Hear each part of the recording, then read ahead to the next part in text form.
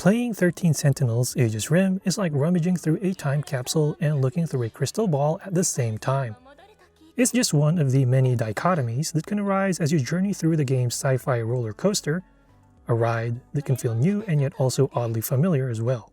It's a testament to Aegis Rim's attention to detail, particularly when it comes to its presentation of past eras such as 1980s Japan, for example. For fans of Japanese game developer Vanillaware, the game marks a notable departure from the company's traditional fare. After all, the company earned its reputation from hack-and-slash action titles such as Grim Grimoire, Odin's Sphere, and Dragon's Crown, games that were anchored by a fantasy theme wrapped in lush, colorful 2D visuals.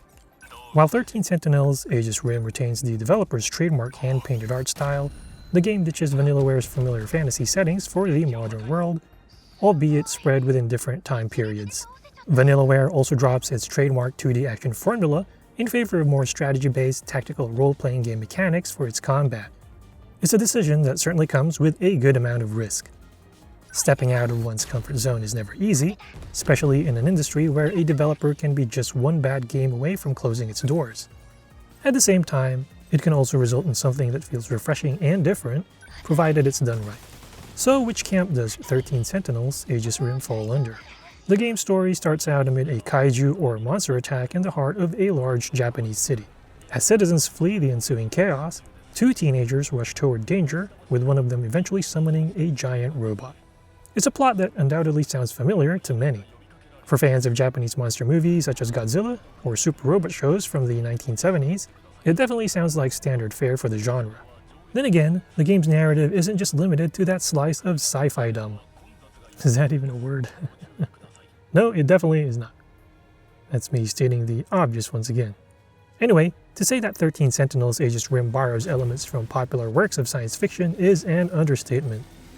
The game is absolutely unapologetic when it comes to taking themes from its many sources of inspiration, which run the gamut of well-known science fiction books and movies. From classics such as H.G. Wells' War of the Worlds, to more modern fare such as E.T., Terminator, and Pacific Rim, 13 Sentinels Aegis Rim's narrative is a smorgasbord of science fiction references. It even relies on one of the most overused plot devices in Japanese video game narratives, amnesia.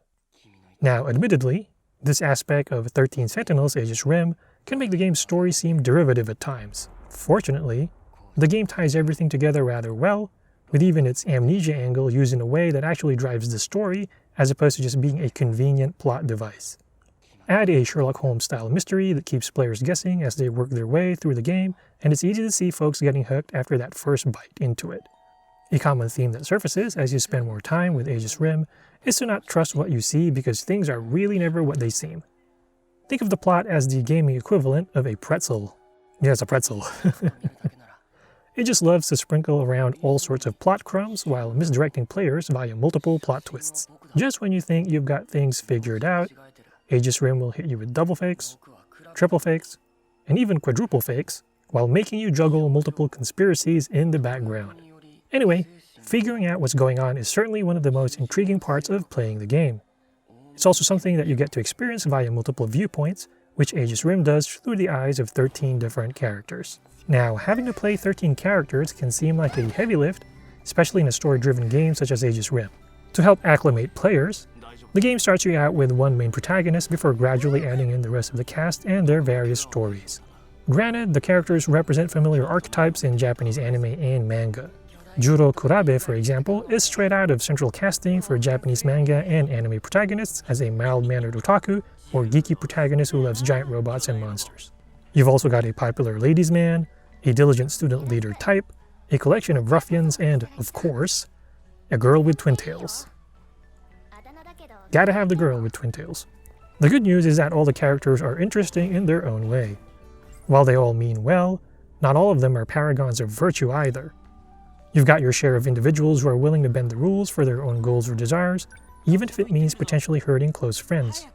In that sense, Aegis Rim's characters feel more human as opposed to being just lazy character tropes. The fact that all their stories tie to each other, with some having particularly strong personal connections with certain characters, adds an element of intrigue that will make you want to see how everything turns out. The interaction between characters is especially well done and benefits from some solid and entertaining dialogue. Although the game can get quite dark at times, it has a good number of humorous scenarios that can elicit a good chuckle. Pompadour-rocking tough guy Nenji Ogata, for example, can always be counted on to come up with some amusing thoughts that he occasionally mumbles to himself. Then there's the normally confrontational Yuki Takamiya, whose unexpected soft side can be quite amusing when she gets flustered.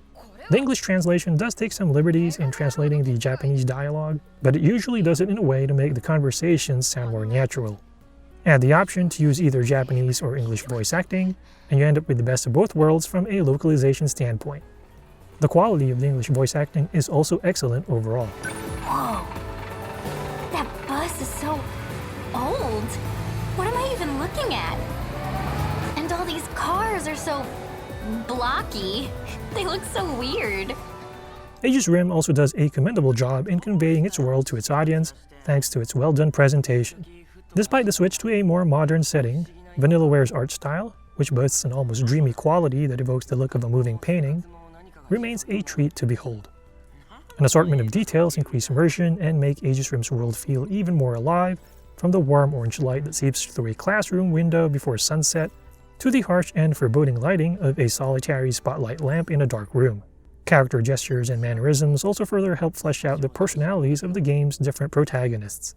I mean, it's funny how something as simple as head-scratching can speak volumes about a character's traits. Seeing past eras in video game form can also be quite amusing. From the more covered female uniforms for the game's World War II setting, to the use of VHS tapes, yes VHS, not Betamax. Yeah, so the use of VHS tapes, cassette players, and CRT televisions for 1980s Japan can make it feel like you're taking a trip to the past, especially if you happen to have lived through one of those eras.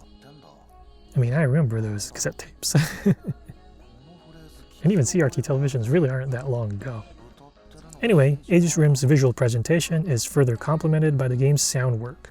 Music is used to great effect in setting the mood, adding a certain sense of eeriness to moments of suspense or levity to less serious scenes. Sound is also used to help play up the game's immersion by conveying even small, seemingly minor details. Hearing the sound of a TV show in the background during dinner, for example, is something that will likely evoke thoughts about growing up for many folks. Sound effects also lend further weight to the game's kaiju and giant sentinel robots, making them feel like fearsome, colossal machines when they grace the screen.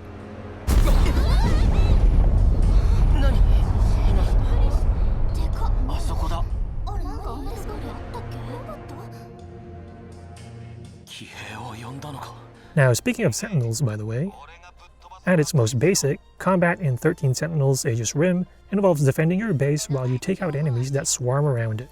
Things start out slow and easy at first, as the game acclimates you with its system. As you progress through its various battles, however, the pace and difficulty starts to pick up while you unlock more skills and technology to further expand your arsenal. Sentinels for each character are classified into 4 types. Melee, or is it melee? All-rounder, long range, and flight. Melee Sentinels typically excel in dealing heavy damage up close and are also great against larger kaiju and bosses. However, they're typically at a disadvantage against flying enemies and aren't suited toward disposing large swarms of enemy mobs. Flight-type Sentinels, meanwhile, boast excellent mobility and are great for dispatching groups of foes. Defense is lower, however, and they typically don't deal damage on single targets on the same massive scale like their melee counterparts. Then you've got all-rounders, who are like a jack-of-all-trades, while long-range Sentinels boast excellent coverage at a distance via a complement of missiles and railguns. Just because a melee Sentinel initially can't hit airborne enemies, however, does not mean that they are useless in a fight against such foes. Later on, they gain EMP weapons that can be used to drop flying enemies to the ground. Their anti-air flares, meanwhile, are one of the best defenses in the game against missile swarms that target your base. Flight-type Sentinels, meanwhile, also gain access to a leg spike pile bunker for single targets, while all-rounders can unlock one of the most damaging melee moves in the game in the form of plasma cutters. The ability to round out each Sentinel type's weapon selection, and taking advantage of the synergy that various Sentinel types have with each other, is one of the most enjoyable aspects about combat in Aegis Rim. In addition to offensive moves, Sentinels also have access to a bevy of support moves such as shields, repair units, decoys, and sentry guns. You can also use meta chips earned in battle to upgrade your gear and mechs, as well as your terminal base in order to unlock special moves. These special moves can be a lifesaver in battle, letting you heal all your units at the same time, or hit all foes in the field with an EMP blast. Like Liam Neeson, pilots also boast their own particular set of skills. Some pilots, for example, do better when fighting alone with no one near them. Others get buffs if sortied with a pilot that they have a history with. Like Pacific Rim, however, pilots are not able to pilot their mechs too long due to the stress that it places on their brains. As such, pilots can typically sortie for 2 battles before needing to rest. This adds a layer of strategy when it comes to deciding which characters to use for a specific battle, as others become unavailable for one wave. Some waves or maps, for example, require you to have certain pilots in your strike team or use certain Sentinel types in order to fulfill bonus conditions. Otherwise, you can use the recover feature on your pilots in between battles, but doing so will make you lose your consecutive battle bonus, which allows you to rack up significantly higher scores. You also have the option to spend your metachips on perks that further rack up even higher score bonuses, as well as doubling the amount of metachips you can earn in battle, with the latter being especially useful. Like they say, in order to earn more money, you have to spend more money, which is incredibly helpful in the long run. Speaking of dichotomy, one of the more interesting ones about 13 Sentinels Aegis Rim is how it splits the story and combat into their own separate modes. Once you go through the game's introductory portion, for example, you can access the combat portion through Destruction mode and the story part through Remembrance mode. It's not like most games where the story and combat are woven together and alternate with one another. Given how the story mode is structured, however, it's a decision that is actually done out of necessity. Since you can jump between different characters to experience their story, typically at varying points of chronology, it's understandable that the combat can't simply be shoehorned in between those. Instead, the game tries to place some semblance of continuity between the story and the combat by requiring you to have a certain amount of progress in one mode in order to unlock later options for the other. While the splitting of both modes is understandable, it can also make the overall Aegis Rim experience feel a bit disjointed. Even with the unlock requirements required before progressing the different stories and battles, it's still possible to focus on a few character paths and then go all in with the combat portion. This can make the story feel convoluted as you basically outrun parts of the narrative while falling behind with other portions of the story. Jumping from character to character can also feel unwieldy, especially in the beginning. There are a lot of plot points to keep track of, and it's easy to get confused, especially if you decide to take a long break from the game. As such, it would be best to go through character scenarios as equally as you can so things don't get too confusing.